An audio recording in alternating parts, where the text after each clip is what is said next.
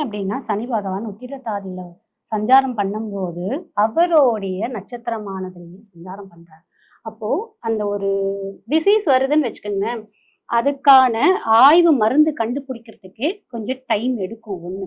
2வது அந்த மாதிரி இதுல வந்து நெறைய வேலை யாருக்கு வரும் அப்படின்னா, விஞ்ஞானிகளுக்கு. சயின்டிஸ்ட்டா இருக்காங்க பார்த்தீங்களா, அவங்களுக்கு நெறைய புதுசு புதுசா கண்டுபிடிக்கிறதுக்கான வேலை வாய்ப்புகளும் வரும். நெறைய அதுக்கான பார்மா கம்பெனிஸும் வந்து முதலீடு செய்வாங்க நெறைய விஷயம் ஒண்ணு. 2வது நான் சொன்னேன் ஏற்கனவே சொல்லியிருந்தேன். இந்த கேன்சர், சில தீர்க்க முடியாத வியாதிகளுக்கெல்லாம் மருந்து சொன்னேன் பார்த்தீங்களா, அது எல்லாமே 2026ல நெறைய விஷயம் நமக்கு வரும். அதுலயும் பர்ட்டிகுலரா கேன்சருக்கு இந்த பார்ட் கேன்சர்ஸ் இருக்கு பார்த்தீங்களா, முன்னாடி நமக்கு இந்த பிரெஸ்ட் கேன்சருக்கு வந்து கியூரபிள். கொஞ்சம் சில ஸ்டேஜஸ்க்கெல்லாம் வந்துட்டோம் அப்படின்னா கியூரபிள் இருக்கு. சில கேன்சருக்கு நமக்கு மருந்து கண்டுபிடிக்க முடியாதுன்னு இருக்கு. ஆனா, இப்ப கேன்சருக்கு இன்ஜெக்ஷன்ஸ் ப்ரிகாஷனாவே நம்ம இந்த சம் இன்ஜெக்ஷன்ஸ் போடலாம் அப்படின்ற மாரியான விஷயம்லாம் நெறைய அதற்கான முயற்சிகள நம்மளுடைய கவர்மெண்ட் எடுக்கும்.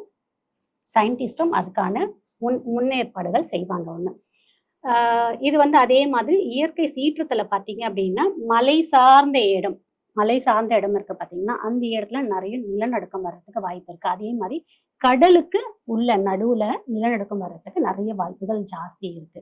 அதே மாதிரி இந்த மழை பொழிவு வருது பார்த்தீங்கன்னா, இப்போ இந்த டிசீஸ் நான் சொன்னேன் பாருங்க, இது வந்து முக்கியமா தலைய சார்ந்த பிரச்சனை. இந்த பிரெயின் ரிலேட்டடா வரக்கூடிய டிசீஸ்லாம் இப்ப நெறைய வருது பாருங்க. அந்த மாரி காய்ச்சல் வரும் திடீர்னு பார்த்தீங்கன்னா, எதனால அவங்களுக்கு இந்த இது அட்டாக் ஆச்சுன்னு சொல்ல முடியாது. அது அப்படியே ஸ்ப்ரெட் ஆயிட்டே போகும்.